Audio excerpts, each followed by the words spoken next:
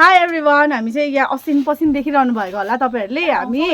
अब पुरा गरम बेसी भएर चाहिँ हामी यहाँ बाहिर बसिरहेछ क्यान्टिनको त्यहाँ सो हामीले सोच्यौँ हामीले पेप्सी खाँदै थियो खासमा अलरेडी अगाडि खाइ पनि सक्यो अनि सोच्यो कि why not let's do ice challenge भनेर को छिटो खाइसक्ने भनेर दुधहरू छ किनभने बेसी चाहिँ खानु सक्दैन अनि त्यसले गर्दाखेरि दुधहरू छ को छिटो खान्छ त्यसलाई 2टा पेप्सी फ्री को बेसी खान्छ छिटो खान्छ यो 2टा पेप्सी फ्री म छिटो खान्छु के तर मलाई खोलेको छैन हामी यो सबैले खोलेको छैन सो अब चाहिँ हामी स्टार्ट गर्छौँ यो च्यालेन्जलाई 1 2 3 स्टार्ट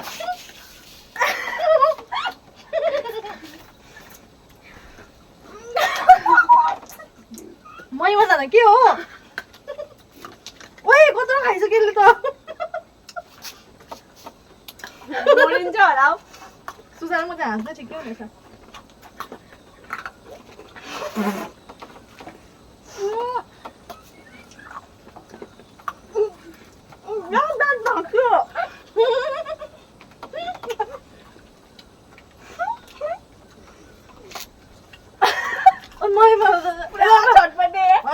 मलाई त 2टा पेप्सी पुरा चाहिएको रहेछ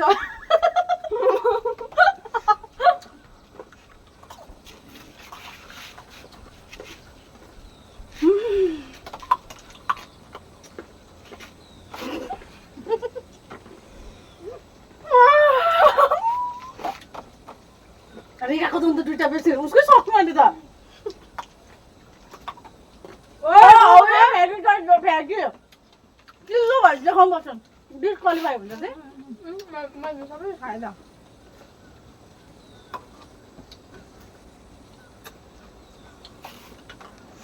मलाई अर्को पनि ताकिसक्यो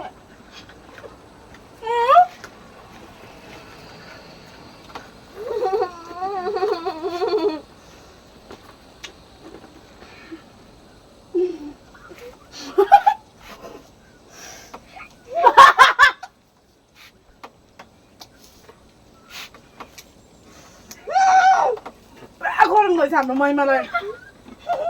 त्यही म आइदिनु त्यही भएर स्विमिङ पुल जानै दिएन नि त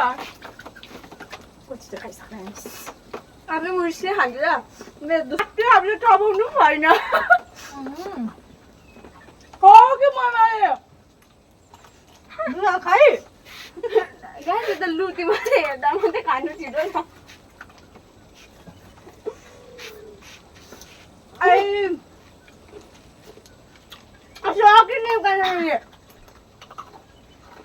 फर्स्ट महिमालाई किनकि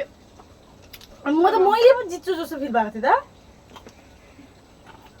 त्यसो पछाडि खानु त अन्त च्यालेन्जमा त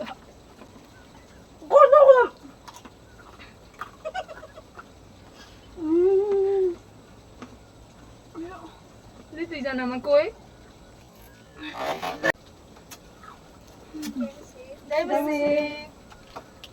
यिनीहरू मलाई हराउँछ पनि अन्त त हामीले खाइसकेको छैन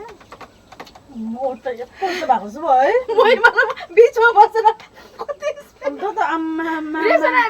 मलाई यति खान्छ मैले नि यसो गर्थेँ मैले निकालेँ महिमाको कुरो कुरो कुरो कुरो सुने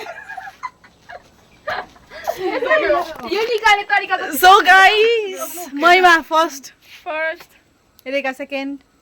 को थर्ड भयो थर्ड तपाईँ म थर्ड किनभने यसले खाइसकेको थिएन मुख लाटेर छैन स्विमिङ पुल जान्दैन नि त यसरी खाँदै बस्नु त अनि चिसो भयो तर नि यति खाइसक्दा so yeah guys thank you so much for watching बहिनीलाई म पक्कै पनि दिनेछु यहाँ किनभने हामीले क्यान्टिन बन्द गरेँ नि त म 2टा पेप्सी चाहिँ पक्का दिनेछु यसको चाहिँ म फोटो हाल्छु प्रुफको लागि सो बाई